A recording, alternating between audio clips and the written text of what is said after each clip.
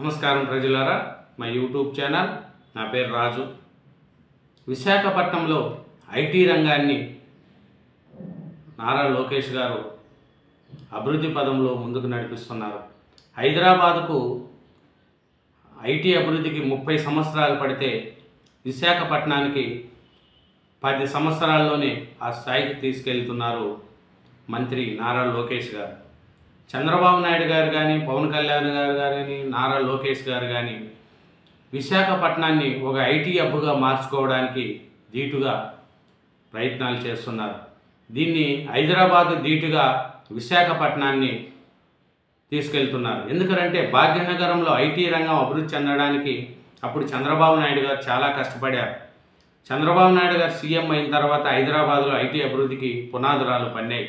అంతకుముందు రాజీవ్ గాంధీ గారు ప్రధానమంత్రిగా ఉన్నప్పుడు ఐటీ రంగాన్ని అభివృద్ధి చేస్తే, తర్వాత వచ్చిన చంద్రబాబు నాయుడు గారు సీఎం అయిన తర్వాత హైదరాబాద్లో ఐటీ రంగం మంచి అభివృద్ధి చెందింది. తర్వాత వచ్చిన ముఖ్యమంత్రులు రాజశేఖర రెడ్డి గారు కావచ్చు, కిరణ్ కుమార్ రెడ్డి గారు కావచ్చు, రోసయ్య గారు కావచ్చు, కేసీఆర్ గారు కావచ్చు, ప్రజెంట్ ఇప్పుడు రేవంత్ రెడ్డి గారు కావచ్చు, హైదరాబాద్లో ఐటీ రంగాన్ని అట్లే డెవలప్ చేసుకుంటూ ముందుకెళ్ళారు. ఆంధ్రప్రదేశ్లో చంద్రబాబు నాయుడు గారు 2014 నుంచి 2019కి అభివృద్ధిని ముందుకు తీసుకెళ్ళి రాజధాని ప్రాంతం కావచ్చు, విశాఖపట్నంలో కావచ్చు ఐటీ రంగాన్ని ముందుకు తీసుకెళ్తే 2019 నుంచి 2024 వరకు వచ్చిన వైసీపీ ప్రభుత్వము అవన్నీ వదిలేసి 3 రాజధానులు అంటూ 3 ప్రాంతాలను వేరు చేసి డెవలప్ లేక, ఐటీ రంగం లేక, రాజధాని ప్రాంతం లేక పెట్టుబడిదారులంతా ఎక్కడ వాళ్ళు అక్కడ వెళ్ళిపోవడం కూడా జరిగింది.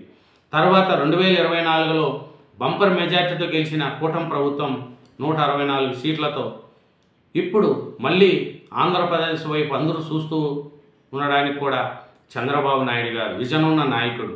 15 సంవత్సరాలు సీఎంగా ఆయన రికార్డు బద్దలుగొట్టాడు. ఒక విజ్ఞత కాదు, ముందు చూపు చంద్రబాబు నాయుడు గారి యొక్క క్యారెక్టర్. అట్లాంటి చంద్రబాబు నాయుడు గారు మళ్ళీ సీఎం అయితే ఇప్పుడు హైదరాబాద్ ధీటుగా విశాఖపట్నాన్ని అభివృద్ధి చేయాలని మంత్రి లోకేష్ గారు కావచ్చు, పవన్ కళ్యాణ్ గారు కావచ్చు, చంద్రబాబు నాయుడు గారు కావచ్చు, పెట్టుబడులన్నీ కూడా ఐటీ రంగాన్ని కావచ్చు, ఐటీకి సంబంధించిన పెట్టుబడులు కావచ్చు, సాఫ్ట్వేర్ కంపెనీలు కావచ్చు, అన్నీ కూడా విశాఖపట్నంలో పెట్టడానికి కూడా చూస్తున్నారు. లోకేష్ గారు అయితే అదే దృష్టిలో పెట్టుకుంటున్నాడు. ఎందుకంటే ఆంధ్రప్రదేశ్లో చదివిన పిల్లలకు ఉద్యోగాలు రావాలి, విశాఖపట్నం కూడా హైదరాబాద్కు ధీటుగా ఎదగాలి అని మన లోకేష్ గారు ముందుకు తీసుకెళ్తున్నారు.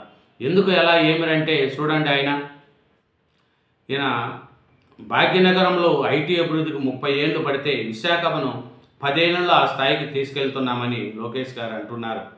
సిపిని ఏపీకి రప్పించడానికి 8 ఏళ్ళు పట్టిందని మంత్రి లోకేష్ గారు అంటున్నారు.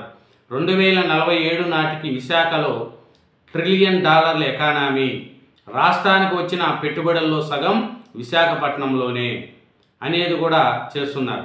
ఎందుకంటే సిపిఏఐ, edge data centre, open cable landing స్టేషన్కు భూమి పూజ చేశారు మంత్రి నారా లోకేష్ గారు. ఐటీ రంగంలో హైదరాబాద్కు ధీటుగా విశాఖపట్నాన్ని అభివృద్ధి చేస్తామని మంత్రి లోకేష్ గారు అన్నారు. హైదరాబాద్ అభివృద్ధికి 30 ఏళ్ళు పడితే విశాఖపట్నానికి 10 ఏళ్లలో ఆ స్థాయికి తీసుకెళ్తామని కూడా లోకేష్ గారు ప్రకటించారు. విశాఖలో మొట్టమొదటి AI data centre, open cable landing స్టేషన్కు మంత్రి ఆదివారము శంకుస్థాపన చేశారు.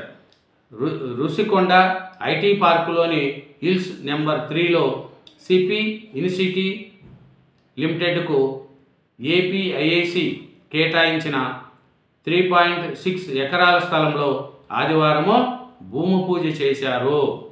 అట్లాగే విశాఖపట్నం కూడా డెవలప్మెంట్ కావాలి, ఐటీ రంగాన్ని తీసుకెళ్లాలని నారా లోకేష్ గారు ఎంతో కష్టపడుతున్నారు. ఎందుకంటే హైదరాబాద్ ధీటుగా కూడా అభివృద్ధి చెందాలి అనేది కూడా చేస్తున్నారు. ఎందుకంటే లోకేష్ గారు గత 17 నెలల్లో రాష్ట్రానికి $120 మిలియన్ల పెట్టుబడులు రాగా అందులో 50% పైగా విశాఖపట్నంకే వచ్చాయనేది కూడా లోకేష్ గారు చెప్తున్నారు. రాష్ట్రానికి ప్రత్యక్ష విదేశీ పెట్టుబడులు భారీగా రావడం ఇదే మొదటిసారిని, ఇదంతా ఒక రోజులో సాధ్యం కాదని చెప్పారు. ఐటీ రంగం డెవలప్ అవ్వాలంటే కొన్ని సంవత్సరాలు పడుతుందని, ప్రభుత్వం అనేది సుస్థిరమైన ప్రభుత్వం ఉంటే ఏపీ అభివృద్ధి చెందుతుందనేది కూడా లోకేష్ గారు చెప్తున్నారు. ఒక ఛాన్సు అంటూ కొంతమంది వస్తూ ఉంటారు, పోతూ ఉంటారు. అలా నమ్మి కానీ ఓట్లు వేస్తే మీకు 2019 నుంచి 2024 వరకు మధ్య ఎలా రాజధాని లేకుండా 3 రాజధానులు అంటూ ఆడుకుంటూ రాష్ట్రాన్ని గాలికి వదిలేసి ఎట్లా చేశారో అదే పరిస్థితి వస్తుంది. ఆంధ్రప్రదేశ్లో ఒక సుస్థిరమైన ప్రభుత్వం ఉంటే ఐటీ రంగాలు కావచ్చు అన్ని విధాల డెవలప్మెంట్ అవుతాయని నారా లోకేష్ గారు చెప్తున్నారు. ఆయన భూమి పూజ చేస్తూ ఒకటే మాట చెప్పాడు, ఇదంతా ఒక రోజులో సాధ్యం కాలేదని చెప్పారు. సుదీర్ఘ చర్చలు అనేక మంది కీలకంగా వివరించడం వల్లనే వచ్చాయని చెప్పారు. సిపి సంస్థను ఏపీకి రప్పించడానికి 8 ఏళ్లు పట్టిందని, రాష్ట్రానికి విశాఖపట్నమే ఆర్థిక రాజధాని అనేది కూడా లోకేష్ గారు చెప్తున్నారు.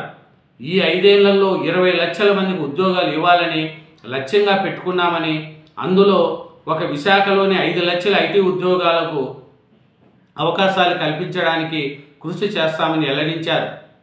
టీసీఎస్కు ఎకరా భూమి 99 పైసలకి ఇస్తే విమర్శించారని, అయితే ఈ నిర్ణయం కారణంగా Cognizant, Accenture, ANSR, Satkar, Google వంటి పెద్ద సంస్థలు విశాఖకు వచ్చాయన్నారు.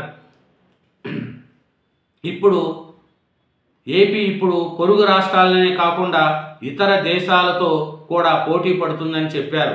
గ్లోబల్ సెంటర్లు కేంద్రంగా ఏపీని అభివృద్ధి చేస్తామని లోకేష్ గారు చెప్పారు.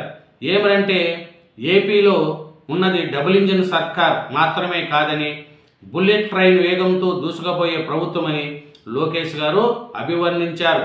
ఎవరైనా పెట్టుబడి పెట్టడానికి ఢిల్లీ వెళితే ఏపీకి వెళ్ళాలని, అక్కడ వేగంగా నిర్ణయాలు తీసుకునే ప్రభుత్వం ఉందని సూచిస్తున్నారని, అది రాష్ట్రానికి గర్వకారణమని అన్నారు. రైల్వే జోన్ సాధించుకున్నామని, విశాఖ స్టీల్ ప్లాంట్ కష్టాల్లో ఉంటే కేంద్రం 11,440 కోట్లు ఇచ్చి రాష్ట్రంలో 4,000 కోట్ల సహాయం అందిస్తుందని వివరించారు. గత ప్రభుత్వ హయాంలో స్టీల్ ప్లాంట్కు ఒక బ్లాస్ట్ ఫర్నిచర్ నడిపితే ఇప్పుడు 3 ఫర్నిచర్లతో 85% ఉత్పత్తి స్థాయికి చేరింది అనేది కూడా లోకేష్ గారు చెప్పారు. ఇది చూసుకుంటే ఈ ప్రాజెక్టు వల్ల చాలామందికి ఉపాధి వస్తుందని, మొత్తం హైదరాబాద్ ధీటుగా విశాఖపట్నం కూడా డెవలప్మెంట్ అవుతుందనేది కూడా మనకు తెలుస్తుంది. ఇంకేం చూసుకుంటే ఇంకా లోకేష్ గారు ఏమంటున్నారంటే, ఉత్తరాంధ్రలో శ్రీకాకుళం నుంచి అనకాపల్లి వరకు 4 జిల్లాల్లో గ్రేటర్ విశాఖ ఎకనామిక్ జోన్ ఏర్పాటు చేస్తామని మంత్రి లోకేష్ గారు చెప్పారు. ఆయన మాట్లాడుతూ ఇది 2047 నాటికి రాష్ట్రాన్ని $2.4 ట్రిలియన్ల ఆర్థిక వ్యవస్థగా అభివృద్ధి చేయాలంటే గ్రేటర్ జోన్ ఆర్థిక వ్యవస్థ $1 ట్రిలియన్ చేరుకోవాలని లక్ష్యంతో ప్రణాళికలు రూపొందించాలని ఆయన వివరించారు. ఈయన ఏమంటున్నారంటే, హైదరాబాదు ధీటుగా విశాఖపట్నాన్ని కూడా అభివృద్ధి చేస్తామని నారా లోకేష్ గారు చెప్తున్నారు. ఇదేనండి. Thank you very much. ఛానల్ను సబ్స్క్రైబ్ చేయండి, నా వీడియోను లైక్ చేయండి. Thank you.